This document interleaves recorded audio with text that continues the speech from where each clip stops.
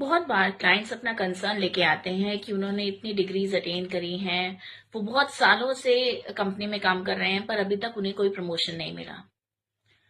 सच कहूं तो प्रमोशन ऐसे नहीं मिलता। प्रमोशन बहुत ज्यादा इस चीज पे डिपेंड करता है कि आप कैसे बात करते हैं, आप मीटिंग्स में खुद को कैसे प्रेजेंट करते हैं, आप अपने आइडियाज कैसे प्रेजेंट करते हैं, लोगों को के साथ किस तरीके से काम करते हैं, क्या आप कोलैबोरेशन में बिलीव करते हैं, आप किस तरीके से अपने को प्रेजेंट करते हैं, बहुत ज्यादा उसके ऊपर निर्भर करता है कि कंपनी ये माने कि आप कंपनी में एक पॉजिटिव इम्पैक्ट क्रिएट करेंगे जब वो आपको एक नेक्स्ट लेवल देंगे। जब तक वो आपके ऊपर उनका ये कॉन्फिडेंस नहीं बनता, आपका प्रमोशन होने के चांसेस कम होते हैं। तो फोकस कीजिए अपनी प्रेजेंस इंप्रूव करने के लिए, अपनी एनर्जी इंप्रूव करने के लिए।